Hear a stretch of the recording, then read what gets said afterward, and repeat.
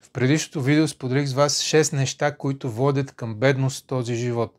Днес съм решил да обърна монетата и ще ви споделя съвсем различна история, в която преди около 2500 години Буда споделя с нас 4 неща, които водят към благосъстояние и щастие в този живот, а накрая на видеото ще ви споделя 4 неща, за които той говори, че водят към благосъстояние и щастие и в бъдещите. Аз съм Дани, от 11 години, изучавам и практикувам древното учение на будизма. Това буквално ми спаси живота. В този канал споделям с вас знания и мъдрост, които имат силата да променят и вашия. Историята е следната. Един мъж отишъл при Буда, поклонил се, седнал и казал: „Учителю, ние сме нормални хора. Наслаждаваме се на плътските удоволствия, живеем у дома си с децата си, използваме дрехи, внесени от други страни, носим гирлянди, аромати и грим, използваме злато и пари.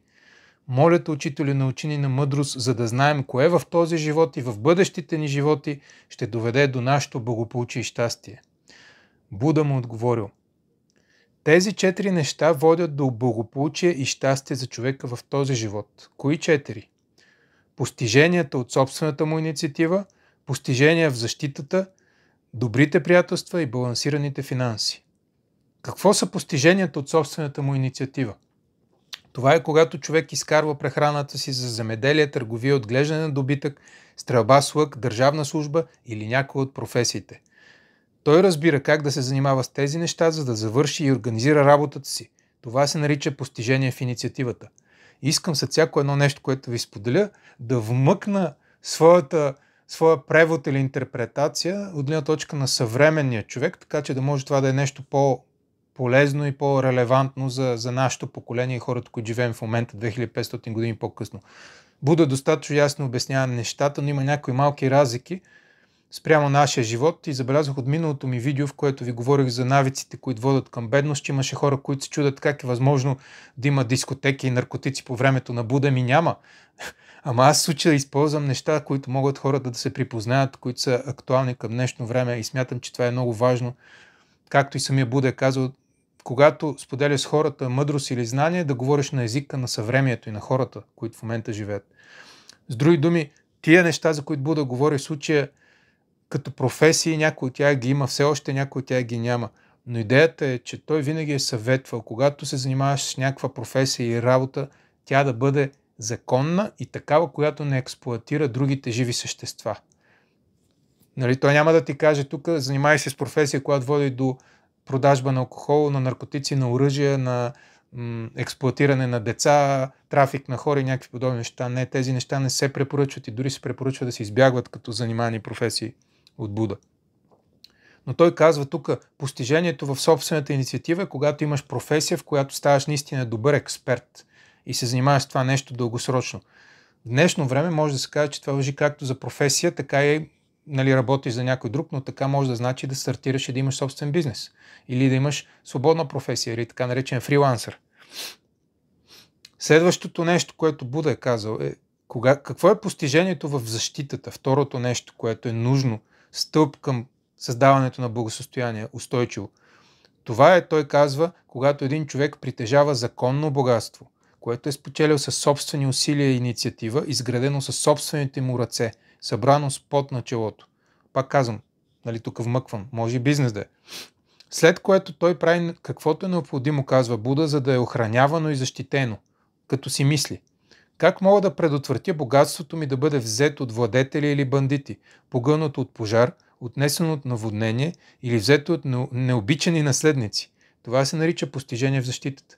С други думи, вижте колко мъдро и разумно съветва Буда. Когато имаш някакви спестявания, когато имаш пари, които се натрупват, следващото много важно нещо е винаги да мислиш как да ги защитиш от тези опасности, които са реални. Дали ще е инфлацията, дали ще е срутващата се икономика, дали ще е политиците и данъците. Те затова някои хора в днешно време намират някакви начини да спестяват данъци, като изнасят парите си в данъчен рай някъде си в Кайманските острови, или как се казваше. Но да, защитата е нещото, което е обратното на небрежността. Небрежността означава изкарваш пари, въобще не се интересуваш от това дали нещо ги застрашава, въобще не мислиш какво може да ти ги източи парите, какво може да ти отнеме парите. Следващото нещо, което казва Буда, е третото. Постижението в добрите приятелства. Това е когато един човек живее в град или в село и на това място има домакинства и техните деца, които може да са млади или стари, но са зрели в поведението си. Отдадени са на вяра, етика, щедрост и мъдрост. Този човек общува с тях, разговаря и участва в дискусии. И така той започва да подражава и да става като останалите в средата си относно постиженията във вяра, етика, щедрост и мъдрост. Това се нарича постижение в добри приятелства. Всичките тия неща, като се замислите отново, както в предишното видео, са супер отнасящи се и верни за нашето съвремие. Както, че е нужно да влагаш усилия и да полагаш труд и да си полезен на другите, за да можеш да изкарваш пари, така и е нужно да защитаваш парите, които вече си изкарал, с това да ги държиш някъде на сигурно място, в банка или някъде другаде, да ги пазиш от бандити, от политици, с извинения, нали, ако можеш, или някакви други начини, по които ти се отнемат. Трето нещо, да избираш внимателно хората и обкръжението си, компанията си, защото в днешно време има много хора, които се занимават с предприемачество или с бизнес и много от тия хора, които са честни предприемачи и бизнесмени, дори и в Америка или в България, където да било, казват: внимавай средата, в която живееш, бъди с хора, които са подобни като тебе. Нали, бъди с други хора, които са дейни, други хора, които са активни, други хора, които правят бизнес или създават стойност или работни места и мислят по определен начин. Нали, тук си има преди, че средата е изключително важна за това, че тя ни влияе на това какви ние ще станеме. Затова Буда казва: бъди с хора, които са отдадени на вяра, етика, щедрост и мъдрост и ти ще почнеш да ставаш и ще станеш като тях. Ако ти не си с такива хора, какво ще стане? Това, което ви споделих в предишното видео, е едно от нещата, които ще стане, ако си в лоша компания. Ще има изтичане. И последният стълб на богатството в този живот, Буда казва: това е постижението в балансираните финанси. Какво означава това? Това е когато един човек, познавайки доходите и разходите си, балансира финансите си, като не е нито прекалено екстравагантен, нито твърде пестелив. Той си мисли: винаги приходите ми ще надвишават разходите ми, а не обратното. Той ще действа като един оценител, който държи везната и знае колко е ниско или колко е високо. По същия начин един човек, познавайки приходите и разходите си, балансира финансите си, като не е нито прекалено екстравагантен, нито твърде пестелив. Той си мисли: по този начин моите доходи ще надвишават разходите ми. Ако един човек има малко доходи, но живее охолен живот, т.е. харчи повече, отколкото изкарва, тогава, казва Буда, този човек изяжда богатството си като смокиноядец. Явно по времето на Буда смокиноядците са били голяма работа. Просто това е, което споделя човека. От друга страна, ако има големи доходи, обаче води супер спартански начин на живот, нали, това е превода на монаха, който е предавал думите на Буда. Не мисля, че спартански начин на живот е било нещо, което Буда е казал точно. Най-вероятно имал пред оскъден такъв, много аскетичен начин на живот, въпреки че изкарва много доходи. Тогава Буда казва: този човек ще умре от глад. Ще мизерства, с други думи. И затова завършва Буда: човекът, познавайки доходите и разходите си, води балансиран живот. Нито твърде разточителен, нито твърде пестелив. И по този начин той си мисли: това е начинът, по който приходите ми надвишават разходите ми, а не обратното. Това се нарича постижение в балансираните финанси. Питайте всеки човек, който занимава с инвестиции, с финанси, с управление на пари, той ще ви каже същото нещо. Винаги се стреми парите, които влизат, да са повече всеки месец от парите, които излизат, и така няма да страдаш от бедност, а дори има вероятността и да забогатяваш постепенно, ако не и повече. Обаче има и опасности. И тук той продължава. Тези опасности са свързани с нещата, които споделих вас в предишното видео. Тук Буда ги напомня накратко с един много интересен пример. Има 4 източващи богатството неща. Кои са те? Скитането по жени, пиенето, хазарта и лошите приятели, спътници и съдружници. И тук Буда дава пример. Да предположим, че има голям резервоар с 4 входа отгоре и 4 дренажа за изтичане или дупки отдолу.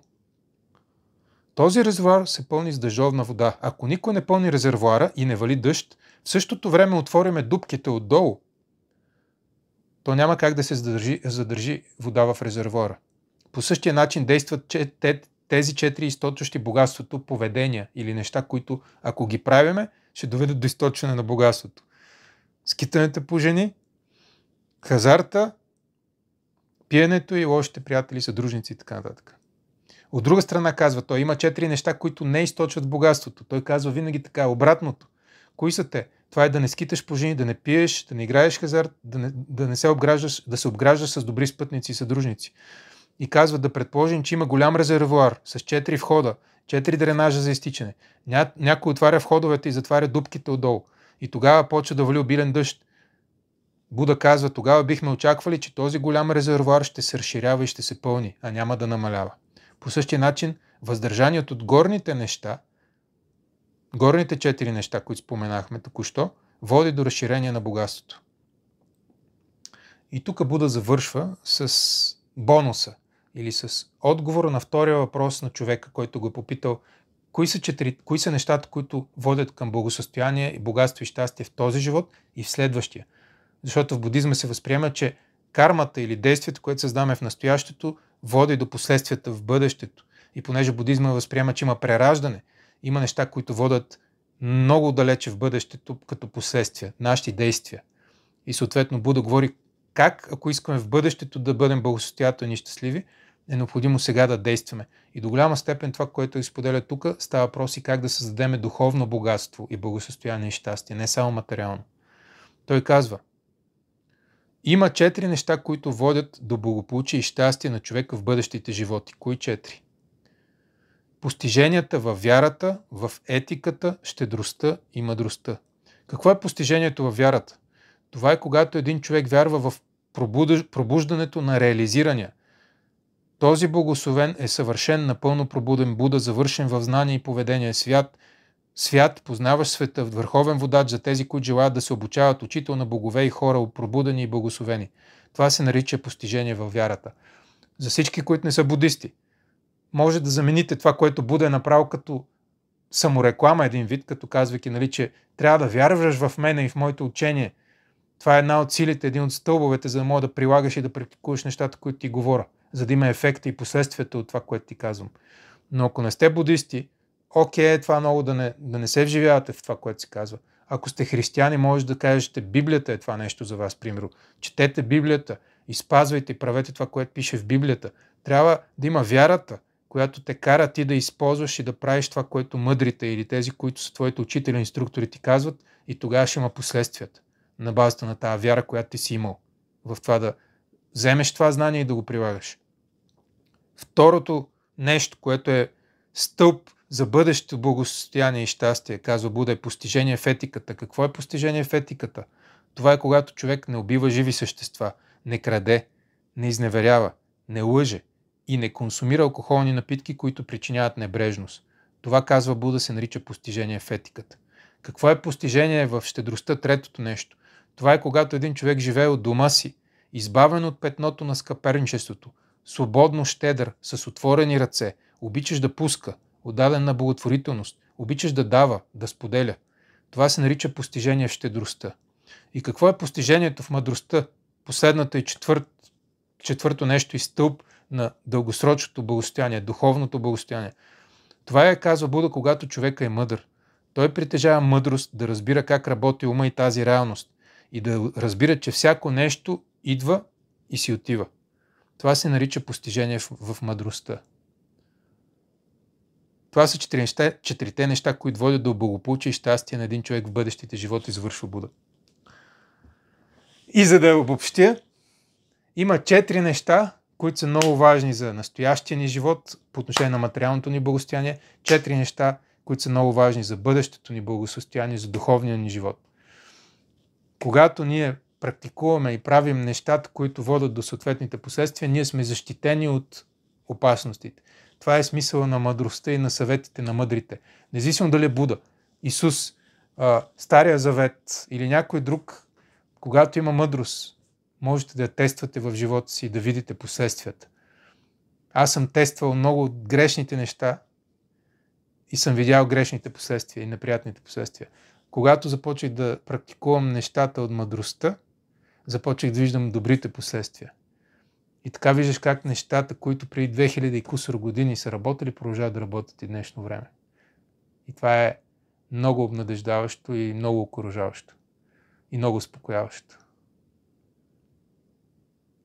И много сила и мотивация ти дава да продължаваш напред. и да прилагаш. И да учиш. И да практикуваш. Желая всичко добро и до скоро.